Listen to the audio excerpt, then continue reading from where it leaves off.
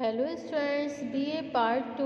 Today our topic is Theories of Crime. अपराध के कारण संबंधी सिद्धांत. Okay? So without wasting much time, we should start this video on this topic, Theories of Crime. Okay?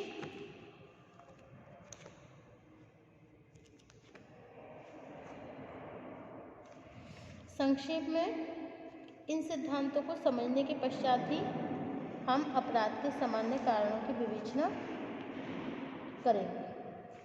Okay. अपराध प्रत्येक समाज की एक सर्वव्यापी विशेषता है. क्या है? एक विशेषता. अपराध प्रत्येक समाज की एक सर्वव्यापी विशेषता है. अपराध की प्रकृति और सीमा चाहे कुछ भी हो, हमारे सामने मुख्य प्रश्न यह आता है कि अपराध क्यों होते हैं, आखिर कारण क्या है अपराध होने का. विभिन्न विद्वानों ने इस प्रश्न का उत्तर अनेक सिद्धांतों के रूप में देने का प्रयत्न किया है. संक्षेप में इन सिद्धांतों को समझने के पश्चात ही हम अपराध के सामान्य कारणों की विवेचना करेंगे. Okay. Number 1, classical theory, typological theory and geographical theory. Okay.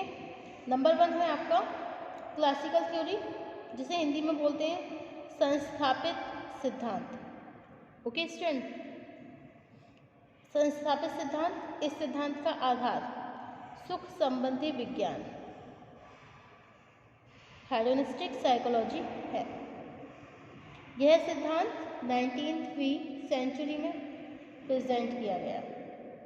यह इस धारणा पर आधारित था कि व्यक्ति अपराध केवल उसी स्थिति में करता है जब उसे अपराध के कारण मिलने वाले दुख की अपेक्षा सुख अधिक मिलता है. ओके. बेकरिया इस सिद्धांत के प्रमुख प्रतिपादक थे. बेकरिया इस सिद्धांत के अंतर्गत अपराध को रोकने के लिए यह सुझाव दिया गया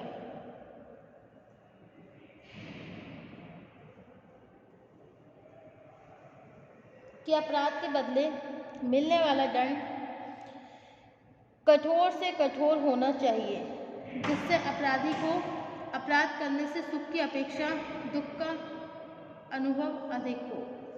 बाद में इस सिद्धांत में यह स्वीकार कर लिया गया कि बच्चों और पागलों को कोई दंड नहीं दिया जाना चाहिए, क्योंकि वे सुख और दुख का अनुमान नहीं लगा सकते.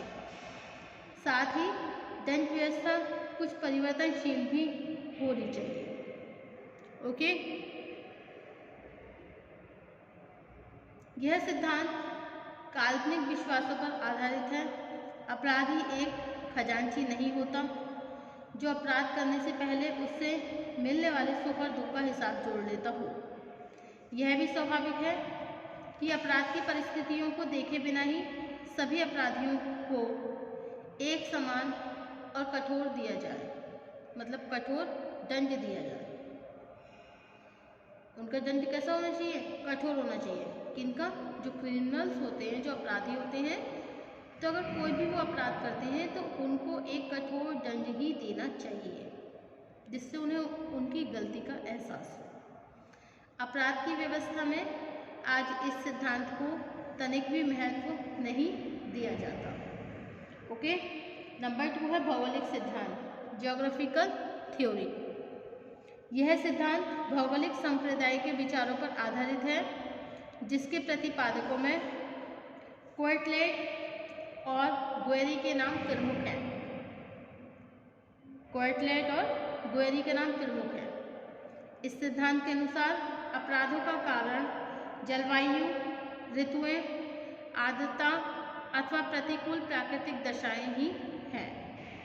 क्वार्टलेट ने अपराध का एक धार्मिक लॉ बनाया, जिससे यह स्पष्ट किया गया कि व्यक्ति के विरुद्ध अपराध जैसे हत्या, बलात्कार, पशुता, घातक आक्रमण आदि दक्षिणी प्रदेशों और गर्म मौसम में अधिक होते हैं, जबकि संपत्ति के विरुद्ध अपराध जैसे चोरी, डकैती, लूटमार आदि उत्तर प्रदेशों और ठंडे मौसम में अधिक मात्रा में पाए जाते हैं। ऋतु परिवर्तन के साथ अपराध का संबंध जोड़ने के लिए लोकेशन ने महीनों का एक कैलेंडर ही बना दिया, जिसमें प्रत्येक महीने में अपराध की मात्रा और प्रकृति भिन्न भिन्न दिखाई गई। इस प्रकार लम्ब्रोसो ने स्पष्ट किया कि व्यक्ति व संपत्ति के विरुद्ध होने वाले अपराध फ्रांस के मैदानों में सबसे कम, पठारी भागों में उससे अधिक और पहाड़ी भागों में सबसे अधिक होते हैं। इससे भी यही निष्कर्ष निकाला गया कि भौगोलिक दशाएं अपराधों की सीमा और स्वरूप को प्रभावित करती हैं। नेक्स्ट है आपका प्ररूपवादी सिद्धांत, टाइपोलॉजिकल थ्योरी। ओके, अपराध की व्याख्या में यह सिद्धांत सबसे अधिक विवादपूर्ण रहा है। इसके अनुसार अपराधी एक विशेष प्रकार, एक विशेष टाइप का मानव है जिसकी अनेक शारीरिक विशेषताएं जन्मजात और गैर अपराधियों से बिल्कुल भिन्न किस्म की होती हैं। इस विचारधारा के आधार पर यह सिद्धांत 3 उपशाखाओं में विभाजित है, जिसका हम यहाँ संक्षेप में उल्लेख करेंगे। ओके, ए, लम्ब्रोसो का सिद्धांत, अपराधी जन्मजात होते हैं। Okay, Lombrosian theory, criminals are born. Lombroso सेना में एक चिकित्सक था जिसे बहुत आरंभ से यह अनुभव होने लगा कि सेना में अनुशासनहीनता और उत्पाती सैनिकों की जो शारीरिक बनावट है, अनुशासित और शिष्ट सैनिकों की शारीरिक बनावट से कुछ भिन्न होती है। उत्पाती सैनिकों के शरीर पर गुदे हुए चित्र बहुत भद्दे होते हैं, जबकि ईमानदार सैनिकों की गुदाइयाँ सामान्य और सरल थी। इससे लम्ब्रोसो को यह विश्वास हो गया कि जो भी फिजिकल कैरेक्टरिस्टिक्स होती हैं और जो मेंटल कैरेक्टरिस्टिक्स होती हैं, उनमें कुछ संबंध अवश्य होता है। ओके, शारीरिक विशेषता, मानसिक विशेषता में कुछ संबंध अवश्य होता है। इस सामान्य धारणा से प्रभावित होकर लम्ब्रोसो ने इटली की अनेक जेलों में कैदियों का अध्ययन करना शुरू करा, लेकिन काफ़ी समय बाद उसे कुछ सफलता तब मिली जब एक मृत डाकू के कपाल का अध्ययन करने का अवसर मिला।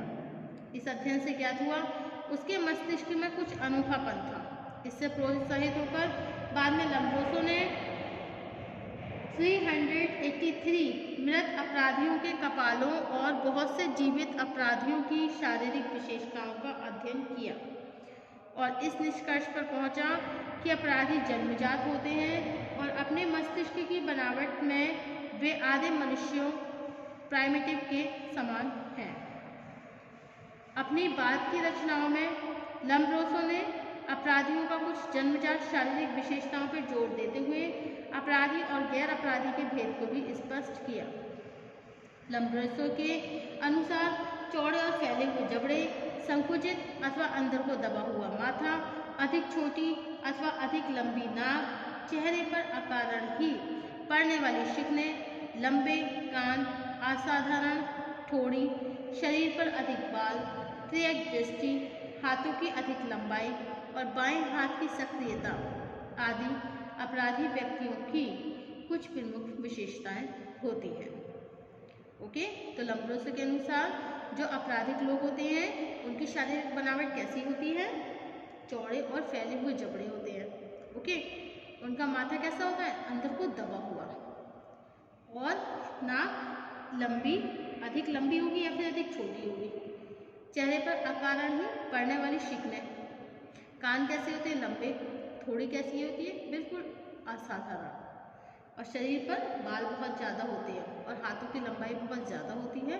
बाएं हाथ की सक्रियता आदि अपराधी व्यक्तियों की कुछ शारीरिक विशेषताएं हैं जिन व्यक्तियों में इनमें से 5 से अधिक विशेषताएं होती हैं उनके अपराधी होने की संभावना बहुत कम होती है, जबकि 3 या 3 से कम विशेषताओं वाले व्यक्ति के अपराधी होने की संभावना कम रहती है। इस प्रकार लम्ब्रोसो के अनुसार अपराधी एक अविकसित प्रारूप का और फलस्वरूप केवल आंशिक मानव प्रैक्टिकल ह्यूमन बीइंग होता है। ओके, अब नेक्स्ट है आपका गोडार्ड का सिद्धांत।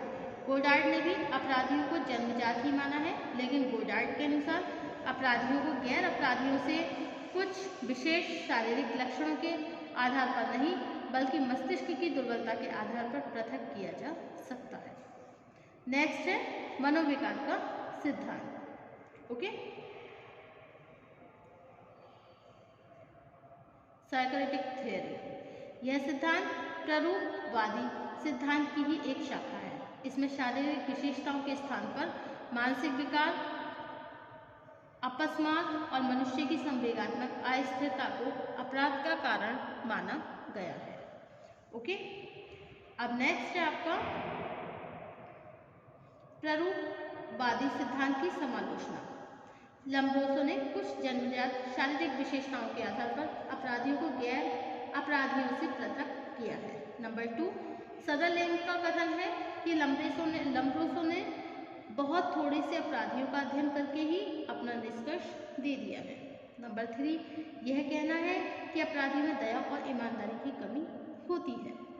नंबर 4, यह नहीं कहा जा सकता कि अपराधी विशेषताएं एक पीढ़ी से दूसरी पीढ़ी को हस्तांतरित होती रहती हैं।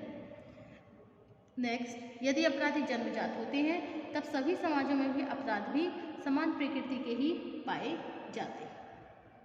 अब नेक्स्ट पॉइंट है आपका समाजशास्त्रीय सिद्धांत। अपराधी जन्मजात नहीं होते बल्कि बनाए जाते हैं। Sociological theory, criminal are not born but made. अपराध की व्याख्या में आज समाजशास्त्रीय विचारधारा को सबसे अधिक उपयुक्त माना जाता है। यह विचारधारा अपराध के सुखवादी, भौतिकवादी, मनोवैज्ञानिक तथा जन्मजात सिद्धांतों का खंडन करते हुए यह निष्कर्ष देती है कि अपराध सामाजिक दशाओं की ही उपज है तथा समाज ही अपराधियों का निर्माण करता है। इसका तात्पर्य है किसी भी समाज में अपराध के स्वरूपों अथवा सामाजिक प्रक्रियाओं, व्यक्ति की आकांक्षाओं तथा उनके द्वारा ग्रहण की जाने वाली भूमिकाओं से पृथक नहीं समझा जा सकता। ओके, इस विचारधारा का प्रारंभ सबसे पहले थॉमस तथा नेन्की ने शरणार्थियों के रूप में आए पोलैंड के किसानों का अध्ययन करके किया था। ओके, यह किसान स्थिर और प्राथमिक संबंधों के वातावरण से निकलकर नगरीय वातावरण में आकर बसे थे। ओके, सदरलैंड का विचार है कि अपराध एक सीखा हुआ व्यवहार है। ओके, और टैफ्ट का विचार है कि अपराध के समाजशास्त्रीय सिद्धांतों को सांस्कृतिक आधार पर विकसित करते हुए यह निष्कर्ष दिया कि अपराध सांस्कृतिक असंतुलन की ही उपज है। नेक्स्ट टॉपिक आएगा हमारा अपराध के विविध कारण। Thank you for watching my YouTube channel. Thank you so much.